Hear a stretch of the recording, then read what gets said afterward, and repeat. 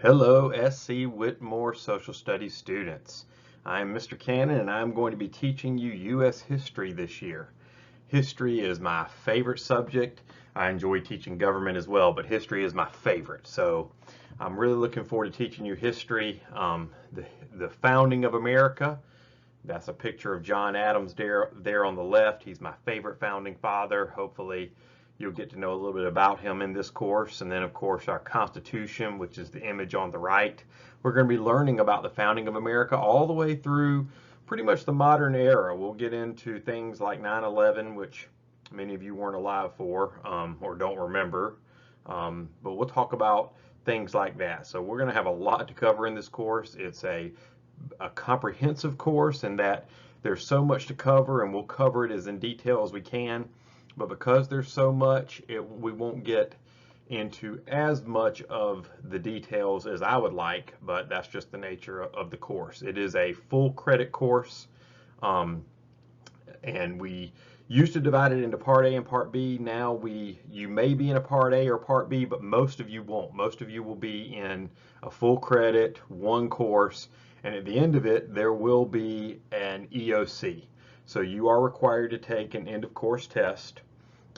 For most of you, that will occur at the end of the semesters. So for those of you who are taking this at the beginning of the fall semester, you should be ready to go by January. That's one testing cycle, January. Another testing cycle is hopefully in March. That's not guaranteed, but we try to have one in March. And then we have one in May. Most of you will take your test either in January or May because that's what makes sense for a semester course. Some of you may be taking it in October if you started the course last year and didn't quite finish, or you may take it in March if you start a little bit later in the first semester and can't finish by winter break. But each individual is unique there. But those are the four main dates: October, January, hopefully March, though that's not guaranteed, and then in May. Those are the testing cycles. You'll be hearing more about that as time goes on. Certainly you can ask me any questions about that if you have them. Okay, a little bit about myself. If you watched my intro video for the course, you already know some of this, but I am married. My wife Lindsay and I have been married for 15 years. We met teaching at a middle school, White Knoll Middle School here in Lexington. We still live in Lexington, and 15 years later, after we got married, we have three boys.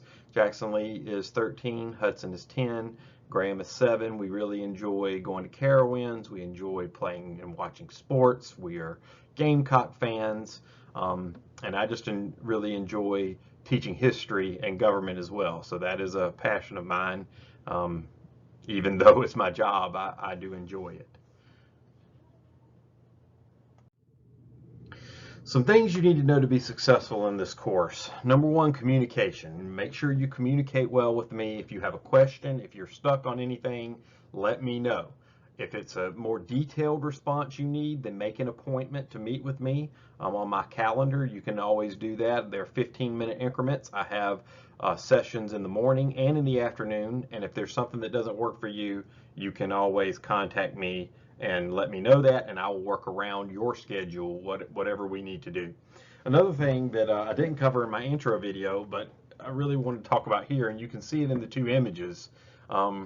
Now listen, if you could see a video of my desk right now, it would look more like the right picture than the left. It would look pretty disorganized. So I'm not saying that you can't be successful if you're not quite as organized as the picture on the left. But it is important that you have some organization, even if it may be one that only you understand. You need to be organized. What organization does is it allows us to keep track of our materials. It allows us to keep track of our assignments, to know what we're doing. More important than that, though, is just to have a schedule and be organized with your time. That's more important than even the pictures you're seeing there. Organized with your time, meaning that you have a set time to work on U.S. history every day. That you don't just decide, I'm going to work at 7 o'clock tonight, and then I'll skip a few days and work again at 6 o'clock in the morning on history, that generally is a bad idea and a recipe to not do well. The students who are most successful in my course are those who have an organized schedule. They set a time. It doesn't mean that it always works out, because certainly things happen. Maybe you work, maybe you have family emergencies, maybe you play a sport, but generally you can set a schedule that you can stick to on most days. And if you stick to that schedule, you'll mainly stay on pace in the course, which will allow you to be successful. So that's the number one advice I will give you, is to set your schedule and stick to it as much as you can. If you get a little bit behind the pace, it's not a big deal.